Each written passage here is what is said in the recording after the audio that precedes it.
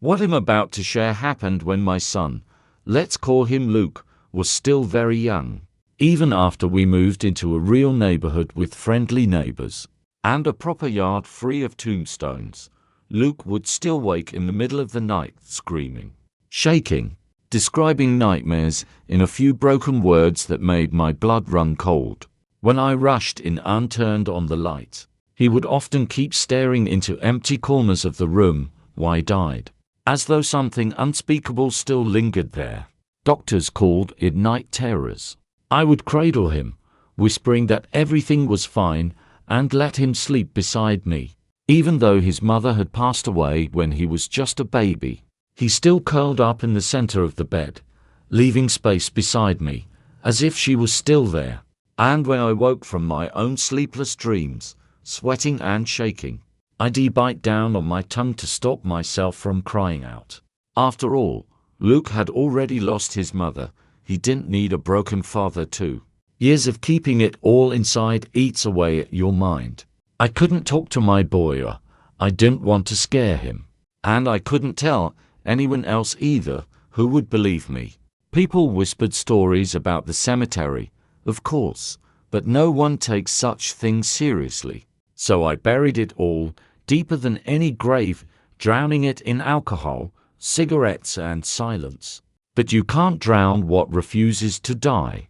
And so, in writing this now, maybe no one will believe it, but I have to tell someone about those weeks my son and I spent living in a cemetery.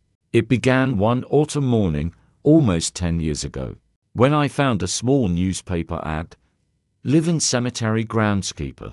Housing provided. Maccabee's Memorial Garden.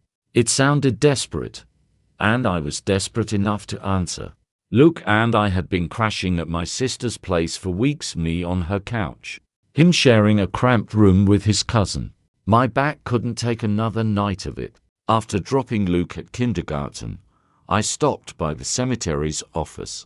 There I met Lily, an elderly woman who managed the place. We had to speak loudly over the rumbling machines beyond the west gate. A new road was being built nearby. Their previous caretaker had quit suddenly, and they needed someone fast. Living on site wasn't mandatory, she said, but highly encouraged. By the end of our talk, I had the job. The cemetery stretched wide across the hills, ringed by black iron fences. The gravestones went back to the 1700s, marble angels, broken crosses, names eroded by centuries. A cluster of old mausoleums sat on the western edge, half swallowed by trees. Many of the stones bore carvings of sleeping lambs, the ancient symbol of children's graves. The small caretaker's house stood at the far end, apart from the burial plots. 2 floors to bedrooms, a porch swing that groaned in the wind. I hesitated about bringing my son to live among the dead, but the idea of having a place of our own, rent-free, silenced the doubts. It was temporary, I told myself, a stepping stone before better days. And besides, I didn't believe in ghosts. A week later, we moved in. I took the master bedroom, west side, facing the woods and the construction site. Luke ran through the hall, laughing. I hung up framed photos of my late wife, Rose. For the first time in a year, seeing her smile didn't crush me completely. It almost felt like a home again. As the sun set, I was putting sheets on my bed when the doorbell rang. Ding dong. I thought Lily had come to check on us. But when I opened the door, no one was there. The swing creaked gently. Beyond the yard, gravestones gleamed under fading sunlight. Far below, a hearse entered the north gate with a small line of cars following. I stepped outside, looked around. Nothing. Just the whisper of wind through the willows. Probably faulty wiring, I thought. Something to fix tomorrow. That night, as I tucked Luke into bed, he grinned and clutched his stuffed cat. For the first time in months, I felt a sliver of peace. Sleep tight, buddy, I said. Later, I stood by my window staring at the pale rows of stones. The full moon turned them silver. Then I saw them eyes. Dozens of them. Pale, cat-like, glinting from the tree line. Too big for deer. Too high for raccoons. Watching. And then nothing. Darkness. When I opened my eyes again, I was in bed. Luke was screaming. I ran to his room.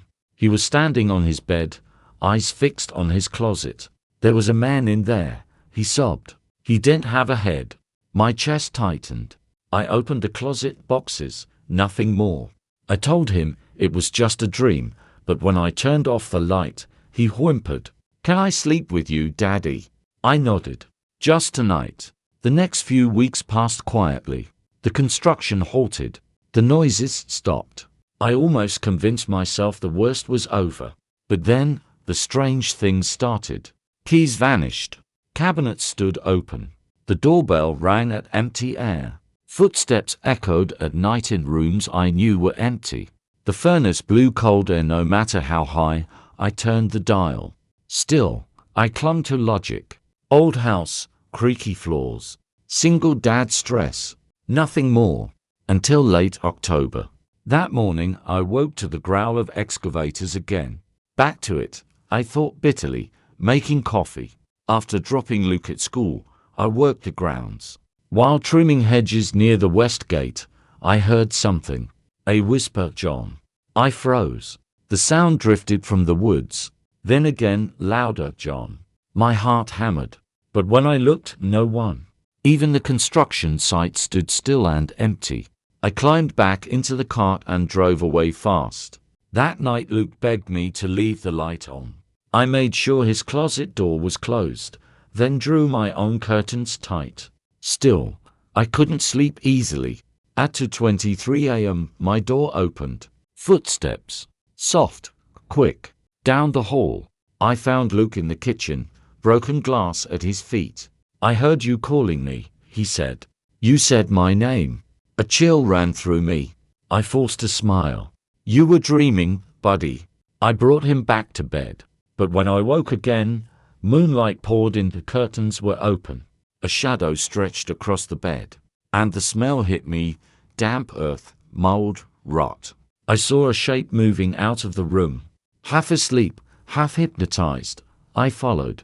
Down the stairs. Into the kitchen. Figures stood outside the windows, dozens of them, skeletal and still, framed by moonlight. The front door was open. Beyond the porch, one shape moved across the yard, tattered, headless. It stopped at the west gate, raised its hand, beckoned. The lock hung open, chain on the ground. I stepped forward, barefoot, unable to stop. Into the graves. Through the gate. Into the woods. Eyes glowed in the dark. White. Empty. Then blackness. When I woke, sunlight poured through the window.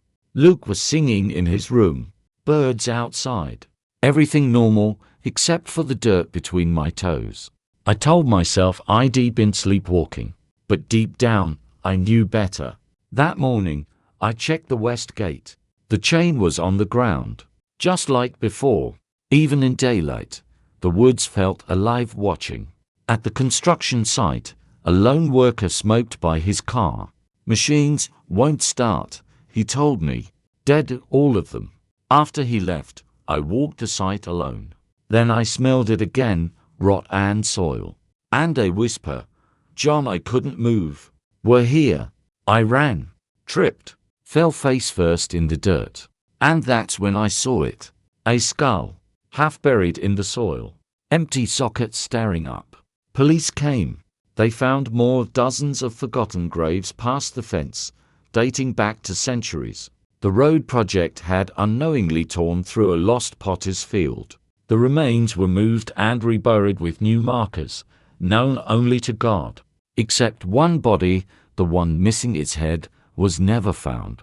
Locals now say that if you drive past Maccabees Cemetery on a cold October night, you might see a figure near the west gate, waiting, a man still searching for what was taken from him. I quit that same day. Luke and I packed up and left. I haven't been back since, but the nightmares they followed. Every time I closed my eyes, I smelled earth and rot again. I saw those eyes, pale, endless, unblinking. I've come to believe something. The dead want to rest. And if you disturb them, they will make sure you remember. So, if you ever see an ad for a living cemetery caretaker, keep scrolling. Share your thoughts, comment below, and subscribe for more stories like this.